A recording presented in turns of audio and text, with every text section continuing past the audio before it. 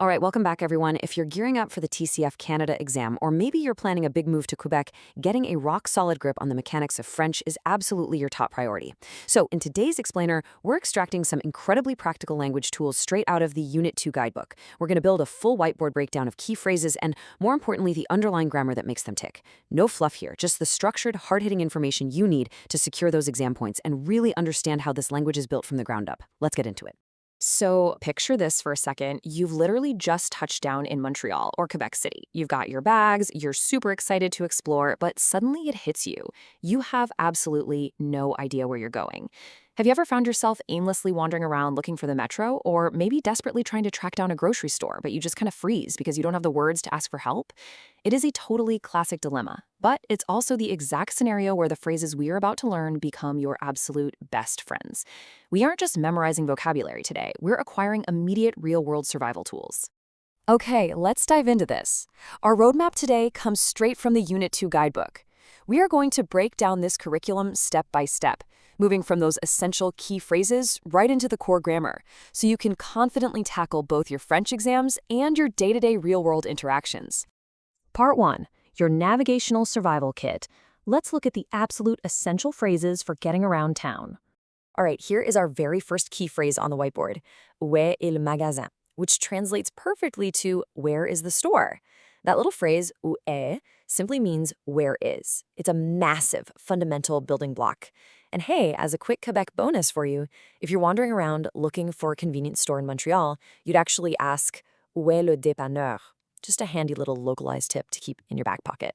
Now, what if you aren't just asking a simple where is question, but you want to state exactly what you are actively trying to find?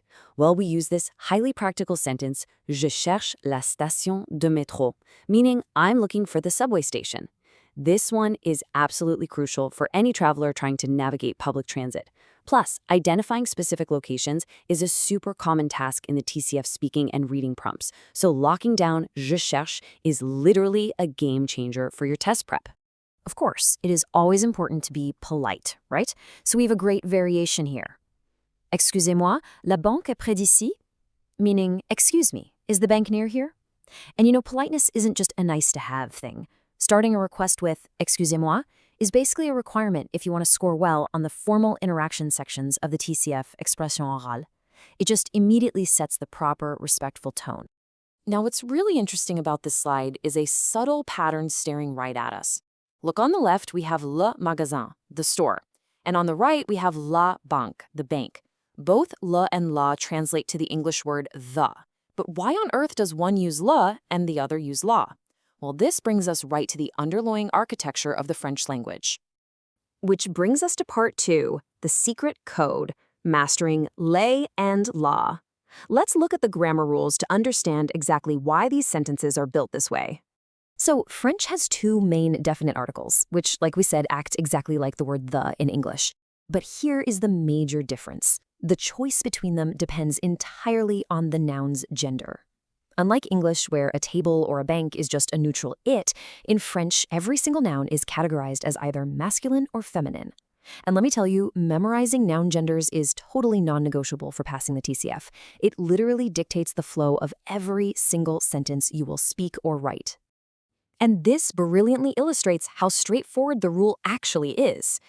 If a noun is categorized as masculine, you use the article le. If the noun is categorized as feminine, you use the article la. Boom. That is the fundamental law governing definite articles in French. Let's solidify this rule by contrasting 2 highly practical examples straight from the guidebook. On the left, le bus est ici. The bus is here. Bus is a masculine noun, so naturally it takes le. On the right, la porte est ouverte. The door is open.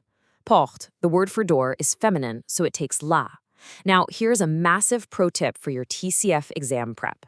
When you're building your vocabulary lists, you absolutely must memorize the article right alongside the noun. Learn it as la porte, not just porte.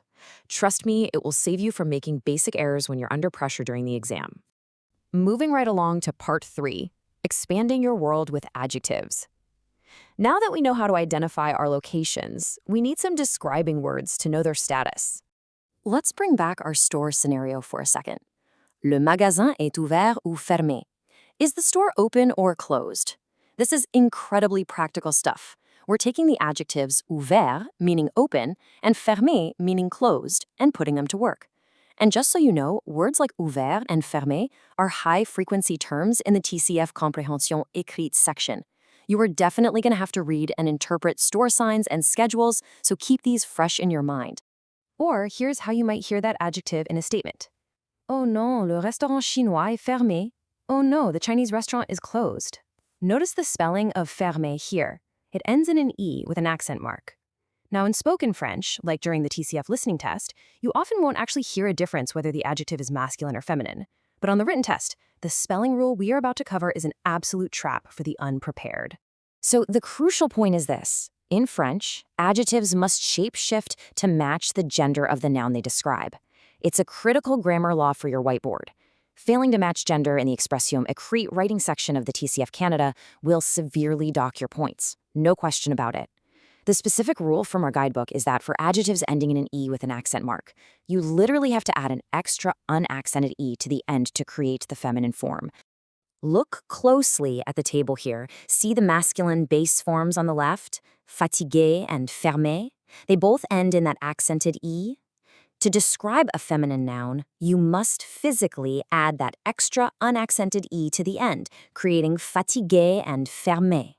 I know it might seem like a super small visual change, but it is an absolute requirement for grammatical correctness in French. And we'll wrap up today's explainer with this excellent question. Tu es fatigué. Because of that extra E tacked onto the end of fatigué, we instantly know, simply by reading the written sentence, that the speaker is talking to a female. It's kind of like a hidden signal, and it's exactly the kind of detail TCF Canada examiners are hunting for in your writing. So, what does this all mean for you? Are you feeling energized to take these foundational whiteboard rules and apply them to your test prep? Or maybe even your future life navigating Quebec? Because with these tools in your kit, you are well on your way. Thanks for hanging out and learning with me today, and I'll catch you on the next explainer.